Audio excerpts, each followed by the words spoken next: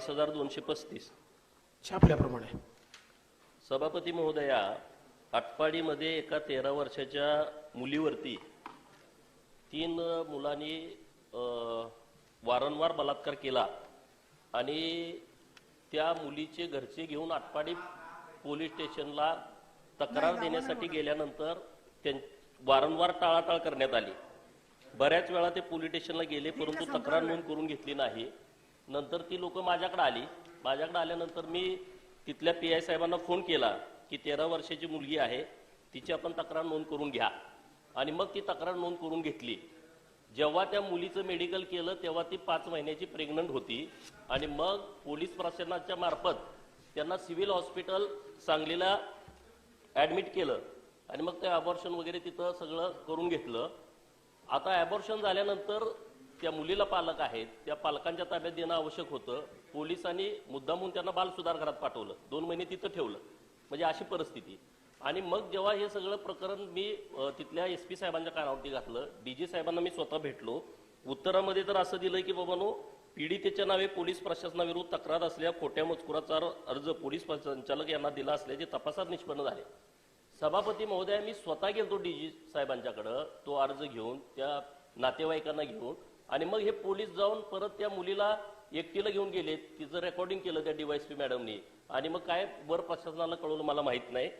तर आपल्या माध्यमातून मला माननीय गृहमंत्री महोदय यांच्याकडे माझी विनंती करायची आहे की पीडितेच्या नावे पोलीस प्रशासनाविरुद्ध तक्रार असलेला खोट्या मजकुराचा अर्ज पोलीस महासंचालक यांना दिला असल्याचे तपासात निष्पन्न झाले असल्याचे उत्तरात सांगण्यात आले आहे.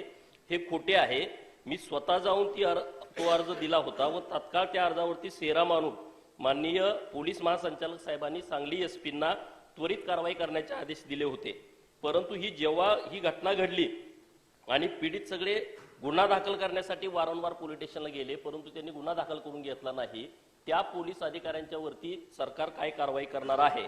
आणि हा गुन्हा दाखल केल्याच्या नंतर 29/8/2023ला पीडितेच्या घरी जाऊन तिथला पोलीस कॉन्स्टेबल राकेश पाटील आणि कोरवी या दोघांनी त्याच्या भावाला मारहाण केली की तुम्ही 2 लाख रुपये घ्या आणि हेही तक्रार माग घ्या म्हणून. तर ही काहीच त्याच्यावरती कारवाई होत नाही. मी विनंती करतोय हात जोडून साहेबांना की ह्या सगळ्या अधिकाऱ्यांच्या वरती PI, कोरवी, राकेश पाटील आणि रोडे हे सगळे दिरंगाई करणारे पोलीस कर्मचारी आणि अधिकारी आहेत. यांच्यावरती आपण कारवाई करणार का? माननीय सभापती महोदया, या ठिकाणी सन्माननीय सदस्य गोपीचंदजी पडळकर यांनी जी बाब मांडलेली आहे ती अत्यंत गंभीर आहे. मुळातच ही मुलगी त्या ठिकाणी खरं म्हणजे जिने दत्तक घेतली होती त्यांच्या घरी त्यांच्याच ओळखीच्या व्यक्तीने तिच्यासोबत अतिप्रसंग केला किंवा शारीरिक संबंध प्रस्थापित केले आणि त्याच्यानंतर ती गरोदर राहिली. आणि या संदर्भात गुन्हा दाखल झाला. DNA सॅम्पल त्या ठिकाणी जे आहेत ते आता मॅच करायला दिलेले आहेत. हा जो अर्जाचा विषय आहे, या अर्जाच्या संदर्भात गोपीचंदजी, त्या मुलीचा अंगठा त्याच्यावर नाही असं पोलीसचा रेकॉर्ड सांगतो. तो दुसऱ्या कोणाचा तरी अंगठा आहे. आणि तिनेही पोलिसाजवळ बयान दिलेलं आहे की माझी पोलिसांविरुद्ध तक्रार नाही, मी अशा प्रकारची तक्रार केलेली आहे. तथापि आत्ता तुम्ही काही गोष्टी निदर्शनास आणून दिलेल्या आहेत. पहिल्यांदा तर तक्रार घेण्याकरता टाळाटाळ झाली असं तुम्ही या ठिकाणी सांगितलं. तर निश्चित, कारण हा अतिशय गंभीर गुन्हा आहे, पॉक्सो कायद्यासारखा गुन्हा आहे. त्यामुळे याच्यामध्ये तक्रार घ्यायला जर टाळाटाळ झाली असेल तर त्याची चौकशी केली जाईल आणि त्याच्यावरही कारवाई केली जाईल. दुसरं, आपण जे सांगितलं ती वस्तुस्थिती आता माझ्याजवळ त्याचे ब्रीफिंग नाही, पण सदस्य सांगतात ते सत्य मानून अशा प्रकारे जर पोलिसांनी दबाव आणला असेल, मारहाण केली असेल, 2 लाख रुपये घेऊन गुन्हा वापस घ्या म्हटलं असेल तर त्याची चौकशी करून त्याच्यावरही कारवाई केली जाईल. सन्माननीय सदस्य पडळकरजींनी एका महत्त्वाच्या प्रश्नाकडे लक्ष वेधलेलं आहे.